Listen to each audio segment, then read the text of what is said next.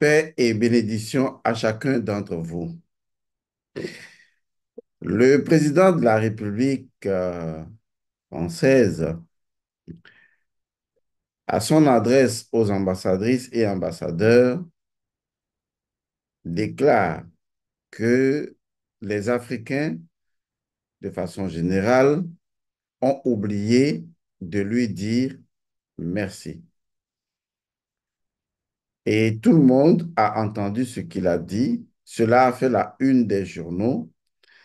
Il y a des Africains qui se sont soulevés.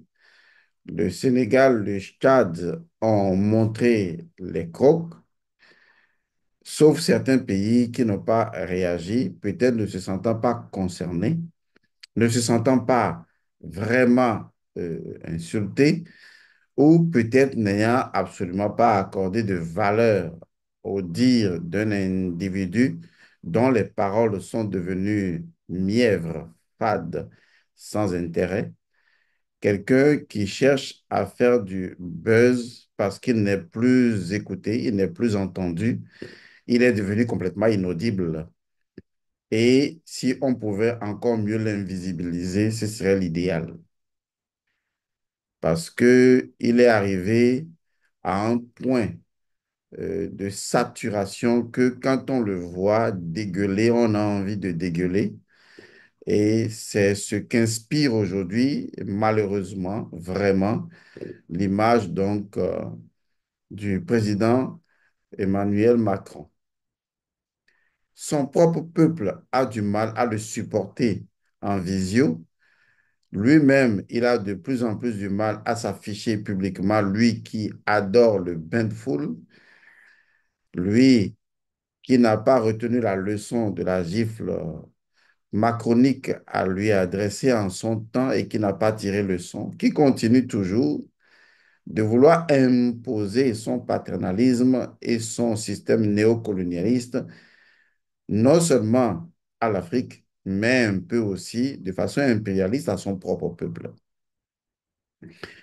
Son propre peuple, ça ne me concerne pas. Je n'y suis pas, je ne suis pas intéressé. Ce qui m'intéresse par contre, c'est que le président français ait eu le culot de bien vouloir utiliser encore sa langue pour, de façon condescendante, adresser à l'endroit du peuple.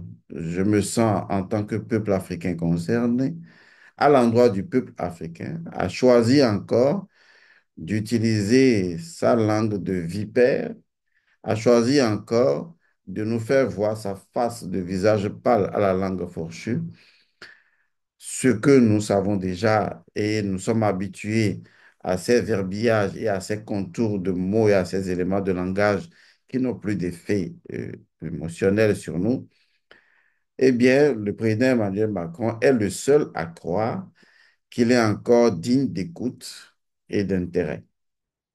Et donc, il a voulu, comme à son habitude, trouver toujours le moyen, je ne sais quel génie lui susurre des choses à l'oreille, il a voulu une fois encore faire preuve de ce qu'il est naturellement, au fond, au plus profond de lui, un individu qui se méprise lui-même tellement qu'il méprise les autres sans s'en rendre compte du mépris qu'il inflige et à son peuple et au monde entier, tellement qu'il est détesté, même dans l'Union européenne, même si les gens ne le font pas voir, on lui fait croire le contraire. Après tout, il semble encore être un président de la République. Et donc, je vais m'adresser à Emmanuel Macron, je m'adresse à lui et à tous les fascistes qui l'ont positionné, lui, le mannequin de service, lui, disons, le, le saltimbanque positionné par des puissances qui commencent déjà à envisager de le déguerpir parce que ne faisant plus leur affaire, lui, je vais aujourd'hui m'adresser à lui dans sa langue de Molière parce que je parlerai la mienne, qu'il ne comprendrait que dalle.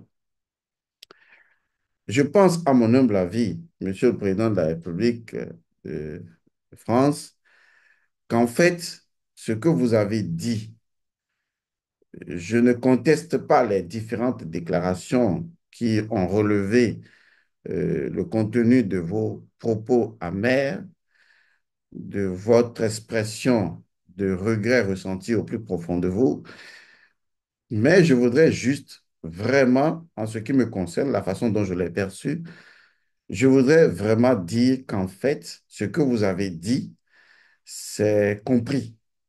C'est un cri d'alarme. C'est une alerte. En fait, vous êtes en train de crier au secours. Vous êtes en train de crier de façon émotionnelle au secours et il faut que les gens comprennent quel est votre cri de détresse. Le président Emmanuel Macron souffre.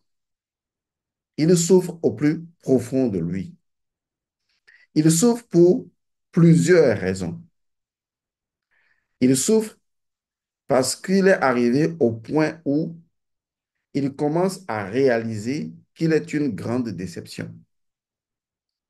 Vous savez, quand vous avez des enfants et un enfant lui-même qui vit dans votre maison, il a tout fait pour essayer de vous prouver ce qu'il est en termes d'enfant, de papa capable de se valoriser et qu'il n'y est pas du tout arrivé, il ressent une forme de culpabilité, de regret, de frustration. Emmanuel Macron a été positionné par des puissances industrielles richissimes qui ont voulu, à travers lui, le mannequin de service, imposer des dictats depuis Covid, depuis tout ce que vous connaissez. Et ils ont réalisé qu'en fait, Emmanuel Macron n'a pas vraiment fait leur affaire, peut-être en partie, et que le monsieur est allé de déception en déception. Et monsieur le président de la République, Emmanuel Macron, est arrivé à un point où, au plus profond de lui, il est rentré dans une totale détresse. Il est entré au fond de lui, dans dans un monde où il commence à expérimenter un état souffreteux. Il souffre au plus profond de lui. Il faut bien le regarder. Quand il sourit, son sourire n'est plus sincère. Ce n'est pas profond, c'est superficiel.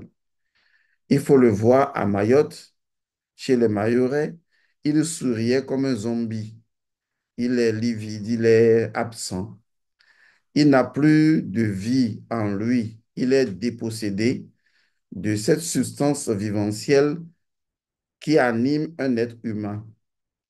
Il est l'ombre de lui-même. Il est dans une profonde détresse. Et donc, son psychologique est atteint. Et son psychologique est d'autant plus atteint encore lorsqu'il n'a aucune maîtrise sur les situations de son propre pays, sur les situations européennes et pis encore sur les situations africaines. Il se trouve complètement désemparé. Lorsque vous avez un manipulateur de haut vol, une personne maître de contrôle, qui arrive à un point où tout lui échappe, évidemment, imaginez son état de détresse profonde. Laissez-moi vous dire qu'en fait, Emmanuel Macron souffre. Le président français souffre au plus profond de lui.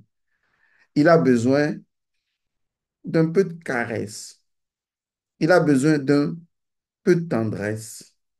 Il a besoin qu'on lui dise un peu ou qu'on lui tapote un peu dans le dos comme un enfant pour lui dire, non, tu sais, tu fais quand même bien, ça va, on t'aime bien. Et donc, nous ne pouvons pas le retrouver ni en Europe, puisque l'Allemagne a toujours frappé sur la tête de la France. Les Allemands ont toujours vu les Français comme des gens vraiment pas trop sérieux. Et mieux, il ne peut pas aller se faire caresser par les États-Unis. Et donc là encore, eh bien, il est le valet des puissances américaines. Alors, est-ce qu'il va aller vers son peuple, lui qui aime être adulé, pour avoir un tout petit peu de tendresse? En fait, il est en train de quémander un peu de tendresse. Son peuple, non, à plus de 60%, lui dit dégage. Et Emmanuel Macron regarde autour de lui, il n'y avait plus personne. Et il se dit, voilà, les Africains, eux, de toute façon, ils comprennent rien à rien. Ils ont toujours fait ce que moi, toujours voulu qu'ils fassent. Et quand ça ne va pas dans mon pays, c'est chez eux que je vais prendre un peu de caresse, un peu de tendresse, un peu de compassion. Ben là encore, il regarde dans la foule et il voit les deux yeux rouges de l'AES, il cale automatiquement, systématiquement. Il essaie de regarder vers le Tchad, il reçoit une autre gifle sur la seconde jour. Et il essaie de dire, mais qu'est-ce qui se passe? Et donc, il cherche quelqu'un à accuser. Vous savez, quelqu'un qui souffre de déséquilibre psychologique, il lui faut une personne à accuser, quelqu'un qui serait responsable de son état de souffrance intérieure. Et donc, pour moi, le président Emmanuel Macron est en train de lancer un cri de détresse. Et je souhaiterais que son propre peuple puisse réfléchir à cette éventualité, que le président de la République, le président Emmanuel Macron, puisse aller consulter justement un psychologue.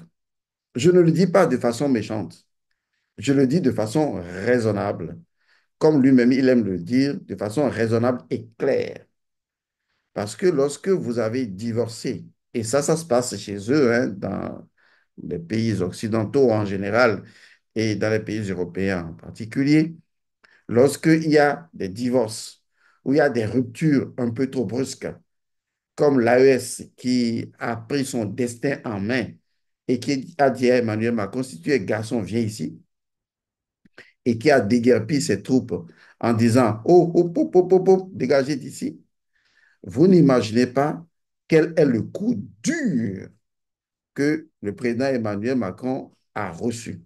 Lui qui est l'incarnation même du paternalisme occidental, du néocolonialisme, lui qui est venu avec cette idée abracadantesque de vouloir museler encore les Africains en leur faisant croire à travers des éléments de langage creux, vides et mièvres, des espoirs qui n'existent absolument pas. Lui, l'homme de déception totale, Emmanuel Macron a cru à un moment donné qu'il pouvait faire sa loi. Imaginez la raclée qu'il a eue, dégager ses troupes, on ne veut plus de toi. Il dit une chose, on le replique. Imaginez ce dans quoi il se trouve. Il est dans un divorce qu'il n'a pas digéré. Il est dans un divorce qu'il n'a pas vraiment accepté.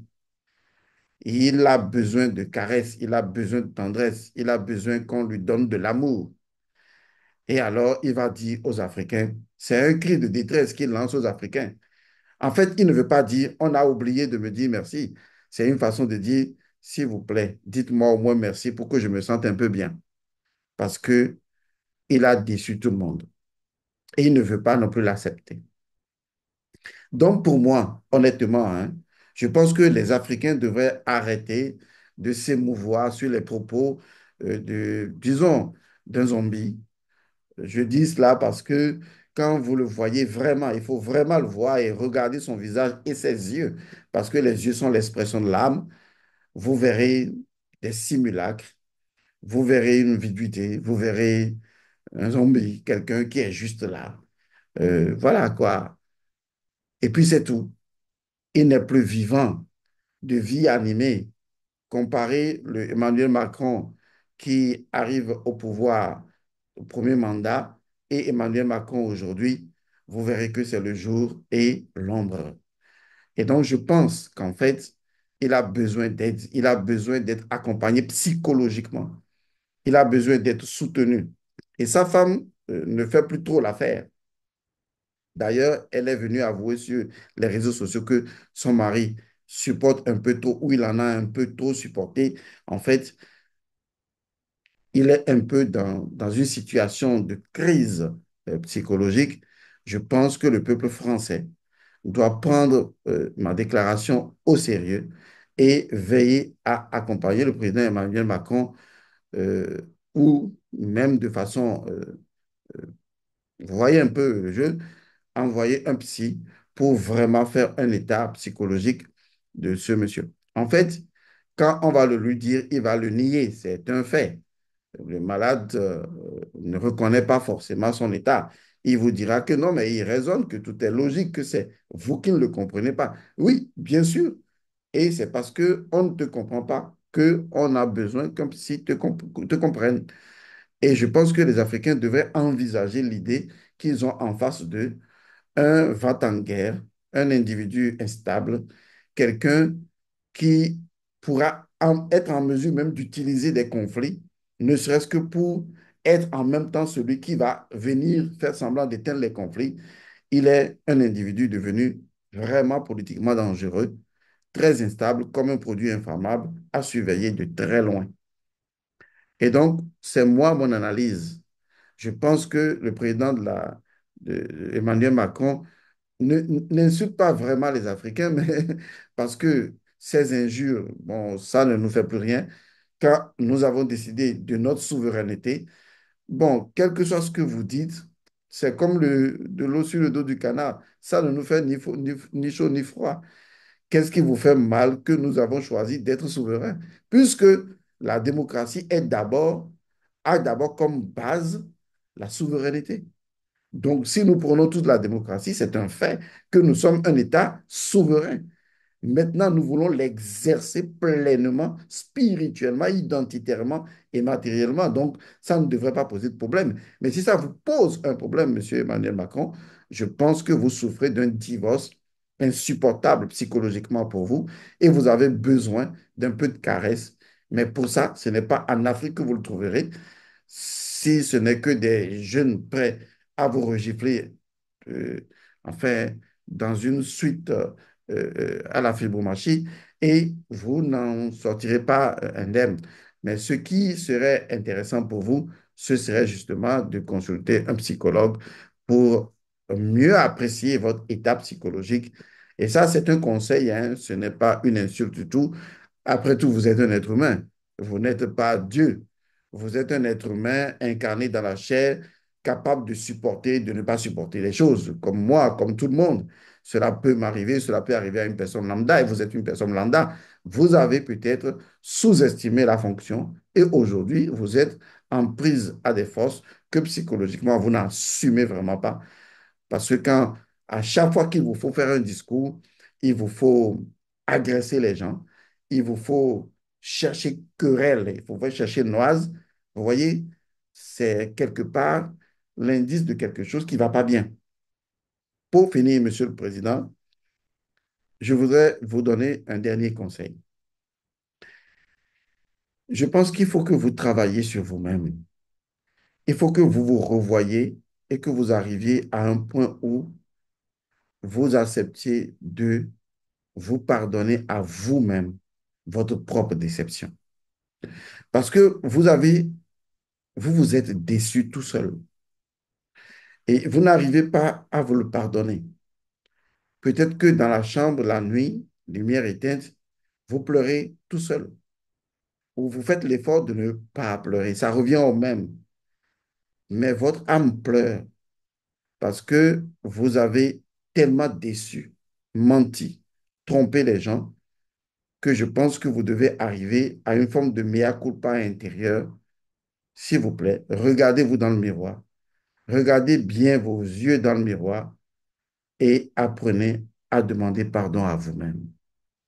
Si vous pouvez faire cet exercice, cela créera en vous une nouvelle énergie et vous verrez là où les choses ne marchent pas. Vous verrez là où s'arrête l'arrogance et où commence l'humilité. Vous verrez là où s'arrête le mensonge et où commence la vérité. Et vous verrez surtout là où s'arrêtent les limites de votre souveraineté et là où commence notre souveraineté. Monsieur le Président, je vous dis merci. Heureux pour moi de vous avoir parlé, heureux d'avoir parlé à votre population et surtout, je vous en prie, prenez mon conseil au sérieux, réfléchissez-y, faites quand même, vous n'avez rien à perdre ça fait partie des soins à distribuer ou à donner au président de la République, c'est tout à fait normal. La fonction présidentielle, c'est quand même une charge énormissime. Et quand on dégamme, c'est encore mieux de pouvoir se faire consulter. Et ça n'a rien d'insultant. C'est beaucoup plus un conseil pour éviter de continuer à créer beaucoup plus de désordre. Je vous remercie. Je remercie tous ceux qui ont suivi cette capsule. Paix et bénédiction à vous. Merci.